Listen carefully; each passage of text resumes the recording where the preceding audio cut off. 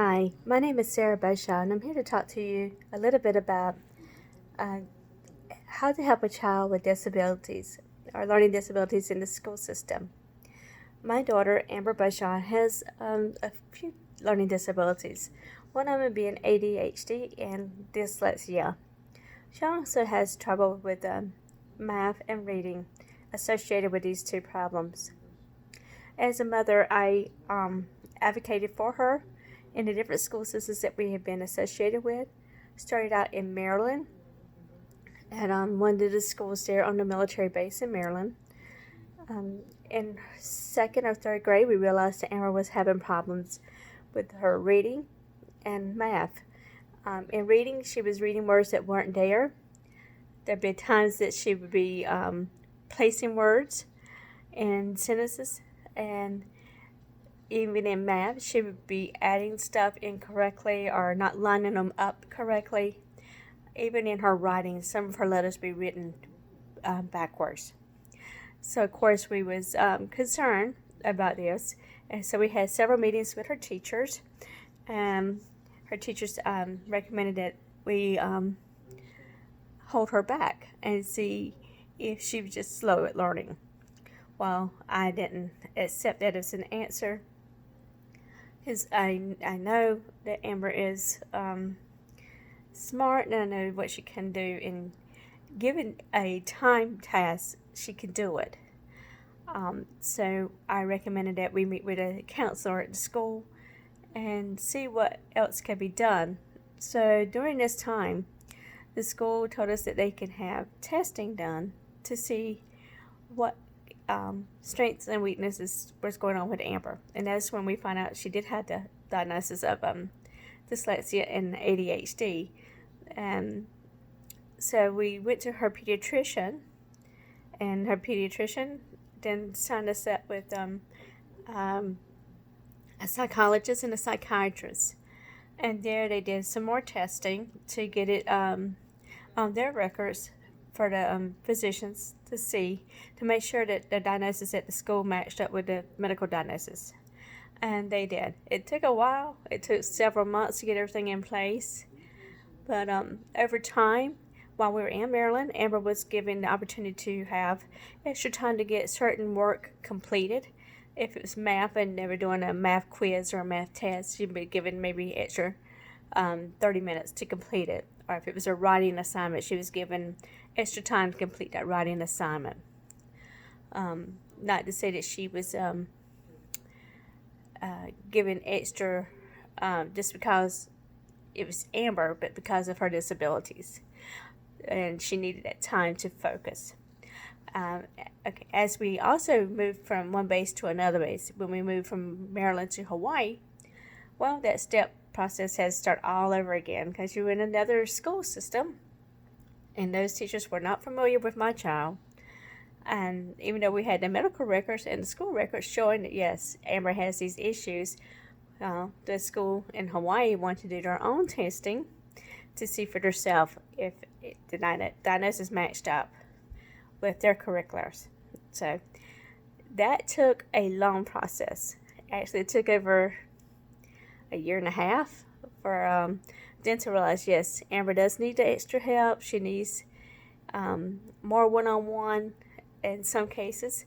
So we started the process all over again, taking her back to see more counseling. And once that was all done, they created a 504 plan, I believe it's the name of the plan, that all the school systems in the United States have that help advocate families with their children. This plan is to make sure that your children are getting the extra care and support that they need to advocates for them and their needs to help with class projects or testing, or it's almost like a care plan for them while they're in school. So while they're there, every quarter, the parents can meet with the teachers and the principal, whoever's on that board, to go over their plan of care for your students during that time frame.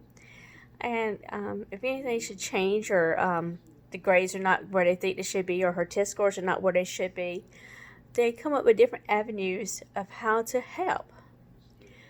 But you got to be diligent and advocate for your child. If you don't do all that, the school system is just not going to come up and say, okay, we got this plan and we can come up with, and we can say, okay, we can put them in a 504 plan and give them this type of curriculum, or we can just hold them back and say, well, they're just not doing the work because they're lazy or just don't care about doing it or just goofing off in class, and there could be actually something wrong. So you had to be diligently involved, watching your child, following their progress reports, look in their book bag, look in their notebooks.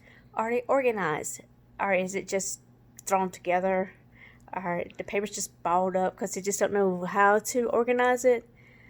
All these are signs of challenges that the child may have.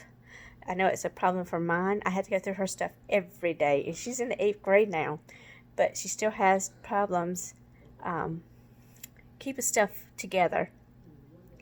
Even doing tasks at home, if I say go clean your room, I can't just say go clean your room and expect it to be done. I had to give her, split it up. Amber, make your bed. You got an hour to get your bed made. You got 30 minutes to get your laundry put away, or you got 45 minutes to get your room in the hallway vacuumed, or something like that. I had to break it down for her and give her time frames. This is all part of her dyslexia and her ability to able to comprehend and to follow simple task directions, because she gets overwhelmed real easy. Another thing is to have your child, when they go for their physicals, school physicals or whatever they're going for, have their vision tested, and as well as their hearing.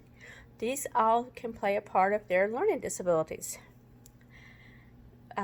Again, keep in mind, your child may not come to you and say, hey, I think I got a problem.